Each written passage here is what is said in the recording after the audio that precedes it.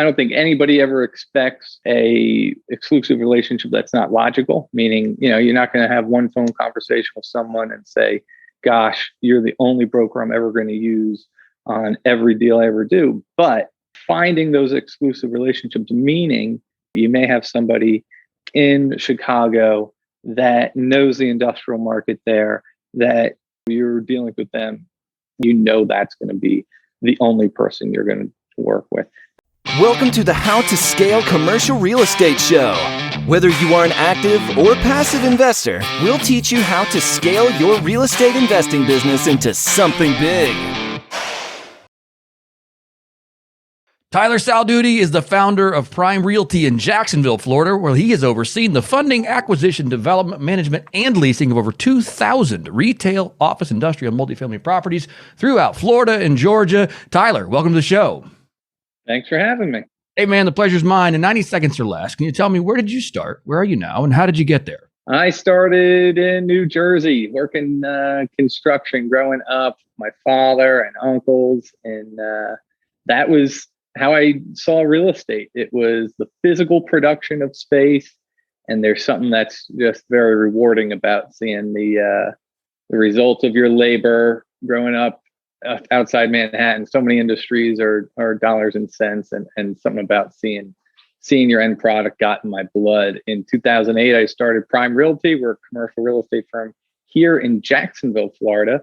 And now we're the leading or premier boutique brokerage, doing over 250 transactions, like you were saying. That is really cool. I love that. So when you were in the construction business, were you guys general contractors? Were you guys the owners developing the project? What was your role in that?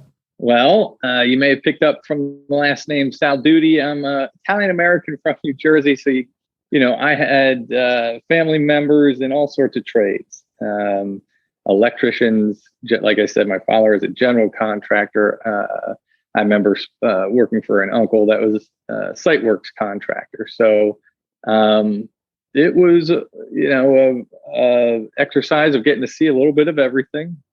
Like I said, mostly from the property improvement or construction side, spending weekends, winter breaks off of sports. Mostly it was in the summers, working in the different trades. So this way, as my career progressed, I have this vision and understanding of what's behind all the numbers in the spreadsheets and what it takes to construct and develop and manage office, industrial, retail, and multifamily property. So you see all the different colored logos we have. That's what that's all about. Those are our four main food groups and how we divide and conquer in commercial real estate. How did you make the jump from working in the trades, working as a GC, to, I know, I should go start a brokerage? That kind of seems a little disconnected there. Sure.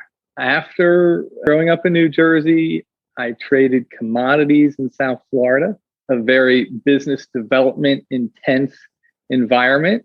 You might picture a large bullpen, financial advisors making business calls and developing new relationships in the dozens of conversations a day, sometimes hundreds.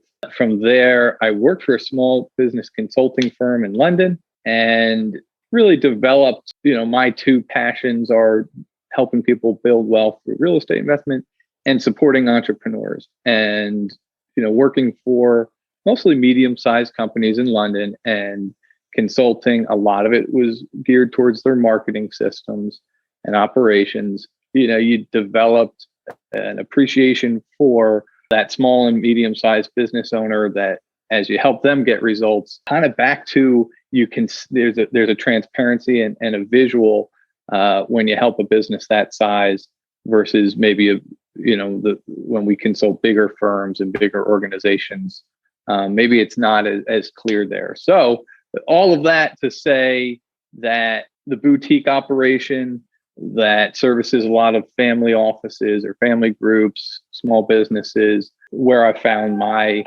life and my passion. It's been a good fit ever since. So let's talk about your brokerage then. So you launch a brokerage in Florida. You say, hey, we're going to do commercial brokerage.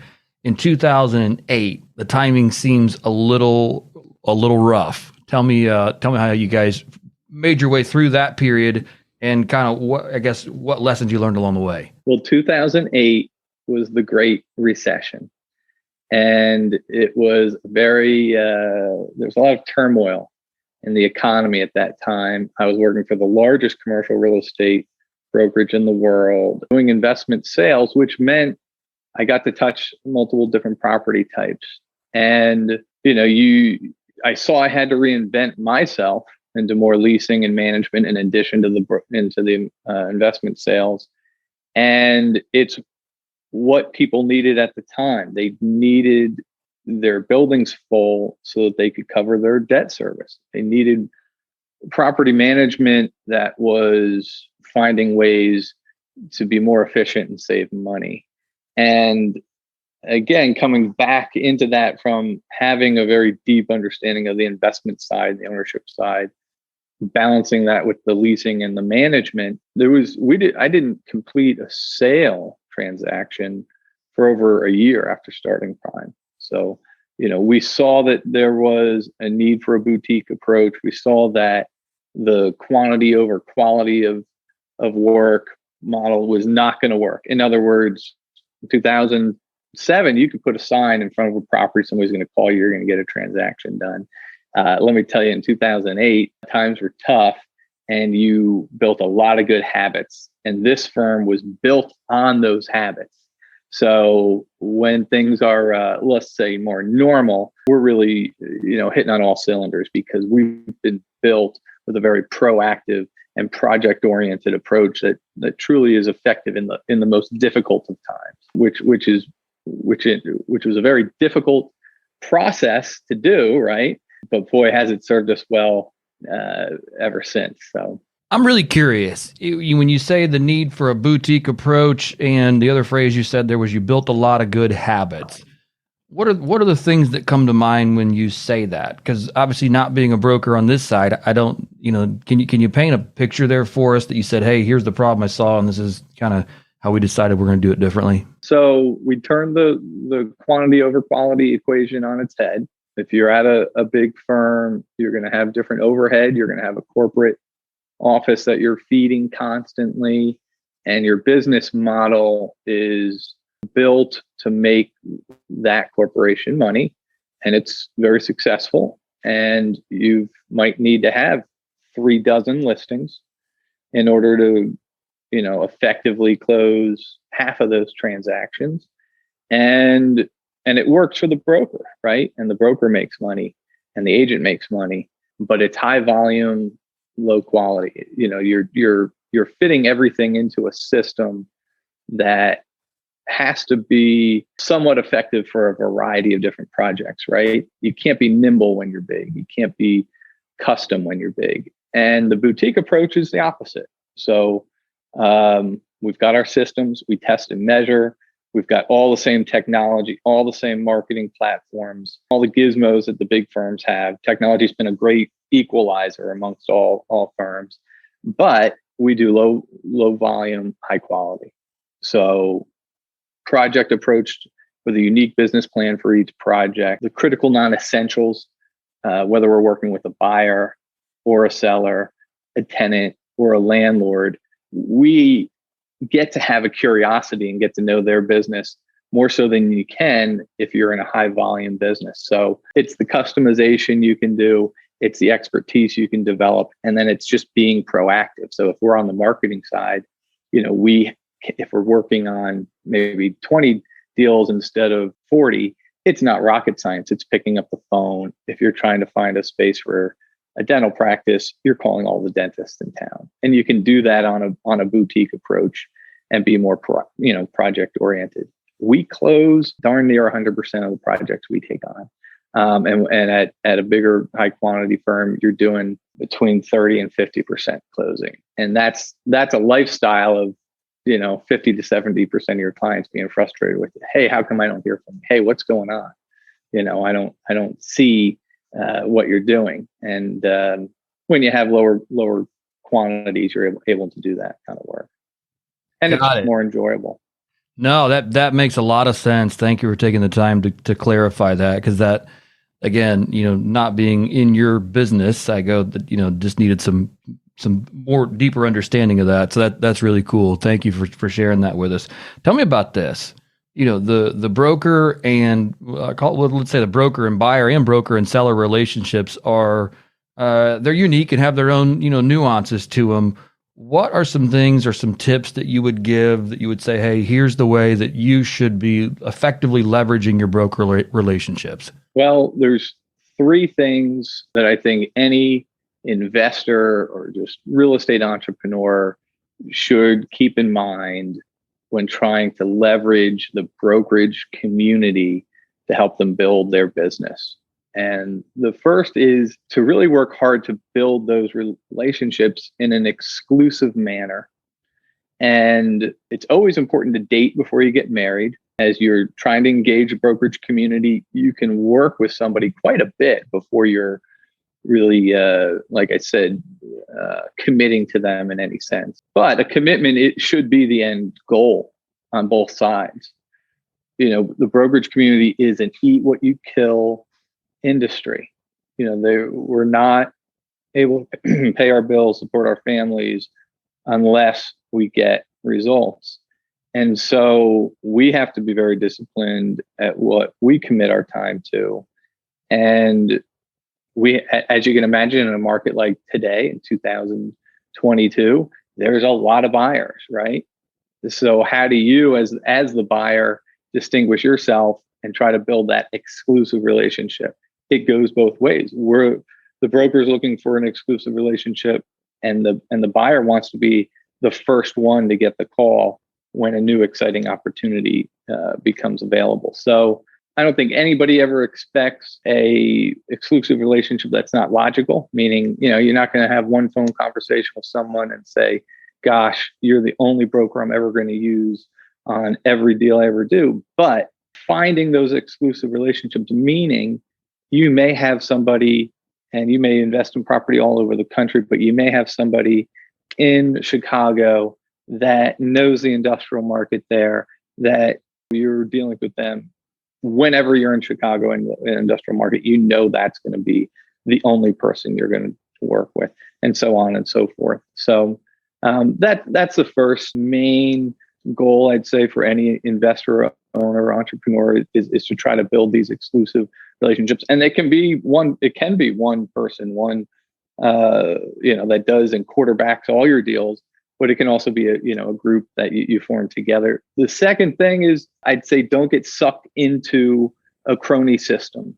So again, having been in corporate commercial real estate world, there is a crony system in a national platform that, a customer that works with XYZ company, and that company has offices all over the country. Well, you don't want to be dealing with somebody that just has the same logo on their business card because, hey, everybody, what a nice logo, right?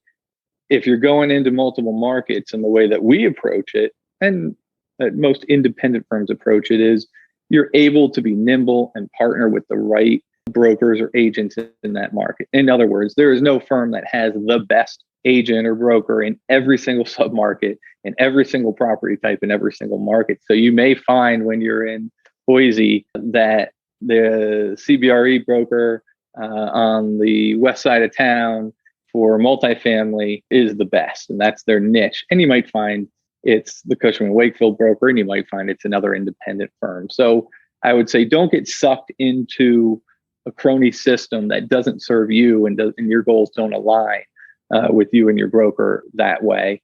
And the third I would just say is follow up and stay in touch, like any good relationship. I can't tell you, I've been blessed to build a small real estate portfolio myself. There has been a real estate broker that has sourced and assisted with every acquisition I've made. And I can't tell you how many opportunities come from staying in touch with the brokerage community and the experts and the specialists in their given property types and marketplaces and submarkets, whether that's a phone call a few times a year with a lunch, and make a point to go to that lunch once a year, make a point to play around at golf or whatever it is that you enjoy with that person. And hopefully the broker's doing the same. But if you are disciplined and scheduled about it, you'd be amazed by how much those once a quarter, once a month, touching base calls will lead to really profitable acquisitions. I love that. Thank you for taking the time to break down those three really valuable points there. I want to circle back to the first one. However, when you said to build relationships that are exclusive, my question is this: how do you know when a broker is someone who is worth building that exclusive relationship with? They've made you a lot of money. A broker should be your most valuable tool in your toolbox. I've often said throughout the years that the brokerage community is the grease that keeps the gears of the economy going. A broker's role, the way they're compensated, and the value they add is different than everybody else in that transaction. Whether it's the seller, their goal to maximize their sale price, the buyer, their goal to maybe limit the purchase price and achieve the highest returns, or the municipality that's got to help you with the zoning, or the contractor that's got to do the property improvements, or the attorney that's got to assess the risk. Everybody has their role, but even that entrepreneur that's importance is finding the value, maximizing return, and being creative. They are not playing the role and motivated to keep the transactions moving forward, right? And bringing people together and finding ways. The broker has got to achieve everybody's goal, right? In order for there to be a successful transaction. And so how do you know when you found that? Well, you've made a lot of money. That's truly it. I mean, the foundation of any broker relationship is, made, saved, or achieved a great return on investment. And at Prime Realty, we work with both sides. So making a lot of money on the buy side is obviously different than making a lot of money on the sell side. But you're looking for someone that's got that deep, specific niche specialization. You're looking for someone that's collaborative, right? That's not trying to force you into their, oh, don't worry, I know all the buyers in the market. We're just going to, market this off market. Don't worry about it. And so you're looking for somebody that's goals are aligning with yours. They're being collaborative. They've got that specialty, and they've proven to you that they're able to make you a lot of money. I love that answer. That's great. I've got one final question here for you, and this will come off as harsh or as snarky, so I apologize in advance. But I guess we don't ever look at the broker's pro formas. Like, they're all packaged up, they're put across, and they're part of the shiny brochure, and the first thing we do is totally ignore them. Why is that the case? Gosh, I know those brokers that you're talking about, and I know those packets you're talking about. And, I'm fighting the good fight here at Prime for that not to be the case. But I also believe everyone's doing the right thing in starting from scratch, right? So you take your secondary sources of information, but you verify. And I would say if I look at a property with 3 different buyers, there's going to be 3 different ways that they look at that. So it makes sense that everybody starts from a blank spreadsheet, ideally, truly a blank spreadsheet, and takes everything I've been saying about a project approach and customization and does that for each property. So I think the idea that any marketing offering memorandum or any one spreadsheet is going to be adequate in deciphering what an individual or an organization's unique business plan is for that property, that doesn't make sense. And I don't think you understand our industry if that's the way you approach it. Well, here's my spreadsheet. It's a template, and I put this, and this is how we, doing that is just as wrong as, like you're saying, trying to take the offering memorandum and say, well, this is how this. If that's how that property was going to perform. The only thing anyone can tell you about their offering memorandum is the property will perform not to what I have in my offering memorandum, right? This is an estimated summary of what you might expect with the business plan that we've come up with, right? And so I think it's more important to be able, like we touched on before, understand what's behind those numbers as you help your buyers evaluate an opportunity that nobody's spreadsheet can tell you what their unique resources are to add value, and then what their ability to access capital.